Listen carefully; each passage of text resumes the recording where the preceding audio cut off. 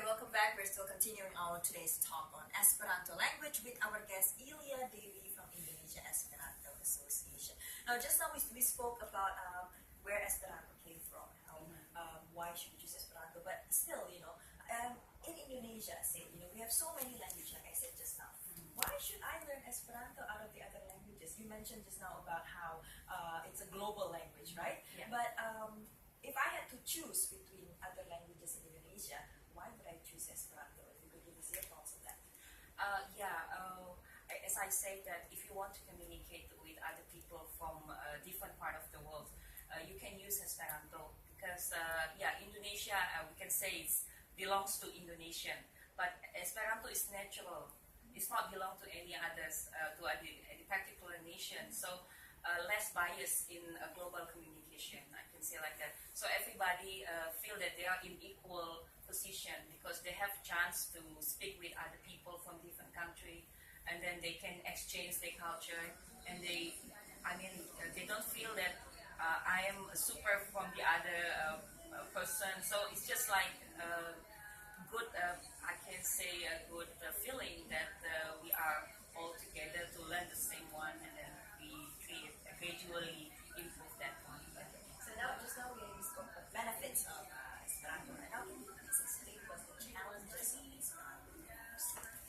The challenge, well, when I start learning it, I can say I like languages. I ever learned Japanese, I ever learned German, also French, but I can say that I'm not really good at that because I cannot fluently speak with that languages. But in Esperanto, after I learned it 1 year, I can say, but some of my friends said they can speak Esperanto after they learn in 2 weeks. You can imagine that one, so it cannot be happen in other languages. So the challenge is depend on each person, Yes. right? Because individually you have to practice it, and then often using the language in your daily communication. How did you start up though?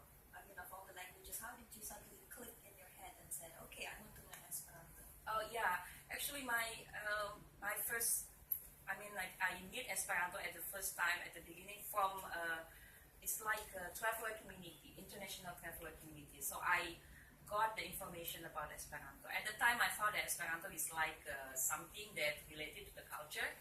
But then I got the information from my friend. Now it's my friend. She's coming from Belgium, and said she wants to teach Esperanto in Jakarta. So that is the time I can say I fall in love So with it's from a Esperanto. friend, actually. A friend Yeah. mentioned to you about Esperanto. Yes. Now, what about if people wants to know where they can learn Esperanto? I mean, I'm sure a lot of people are actually curious to find out about this language itself, right? Yeah. Where can they go to? Where can they sign up? Oh yeah, at this moment from the Indonesia Esperanto Association, we have a website, and then you can go to our website, www.esperanto.org.id, and from our website you can find some materials how to learn Esperanto, and also we provided information how to learn Esperanto from online application, just like I said, Duolingo.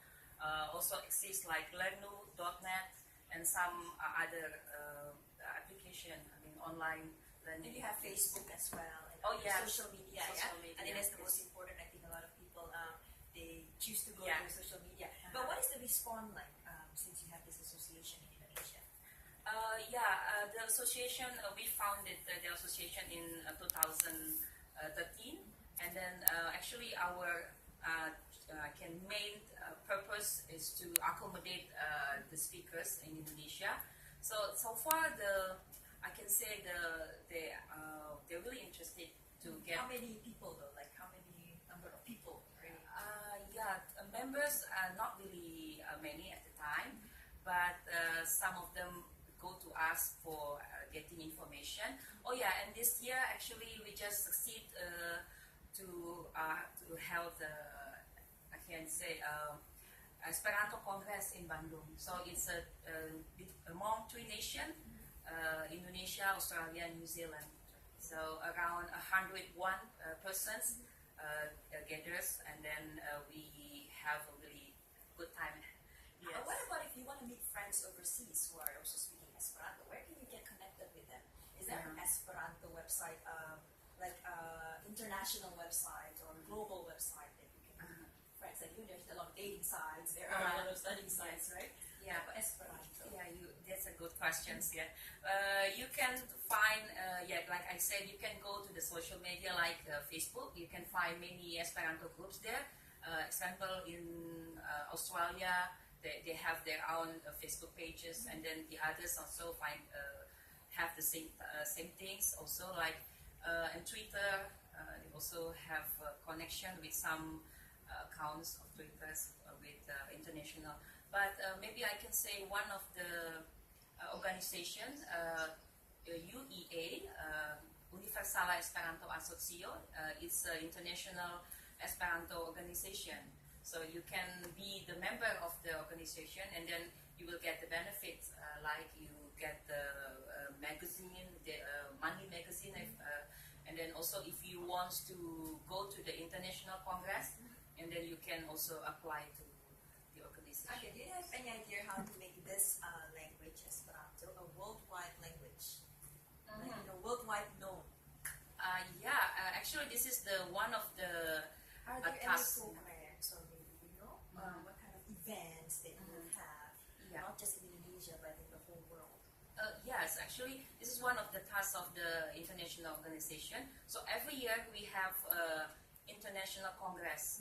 So this year the international congress is in Nitra, Slovakia, and then next year will be in South Korea, and I definitely will be there. Oh, so you go. Yes, last year I represent Indonesia in French in Lille. So around 2,500 persons from 82 countries. You can imagine they are coming from Africa, from other countries, and then we just speak one language, Esperanto, and everybody feel like a family, like ever meet many years ago. Yeah, but it is actually the first time, but we feel I can say the atmosphere of friendship. Yeah. Because this actually the Esperanto associated to the philosophy of the friendship and peace. All right. Okay, now this last question, I'm sure everybody is looking forward to it, is can you tell us something in Esperanto? Something long maybe, so not just one word, two words, it could be like a sentence, yeah? Okay, it's my pleasure to introduce you. Saluton, mi nomiĝas Ilia. Estas plezuro ke mi havas ŝancon por paroli pri Esperanto antaŭ vi, kaj estas bona okazo ankaŭ sinjorino Taŝia demandas min multe pri Esperanto, kaj mi esperas ke vi ekkomencas lerni Esperanton kaj vi interesiĝas pri Esperanto, do vi povas kontakti nin. Dankon. What does that mean? That sounds very long, very sexy, but what does that mean? Yeah, I said hello, my name is Ilya, and now it's a pleasure for me to share with you about Esperanto, and then I also thank to Miss Tasha who asking more things about Esperanto, seems that maybe it will give you motivation to learn the language. Yes. Right. How do you say thank you though in Esperanto? Dankon. Dankon. Yeah. Dankon, Miss Ilya. We are done now. Dankinde. Is that you're welcome? Yes. Oh, okay. So Dankon and Dankinde. Yeah, Dankinde. All right. Yes. Thank you so much for being here. We have Thank you for enjoyed so having me. much learning about this very special man-made language, and hopefully people around the world will have a chance and probably will have more interest in learning this language. Yeah. Okay, thank you for having me. Yes. Dankon. And then Dankinde. Yeah. All right. Now coming up, a Mexican charity employs horses to help children with Down syndrome. We'll be right back.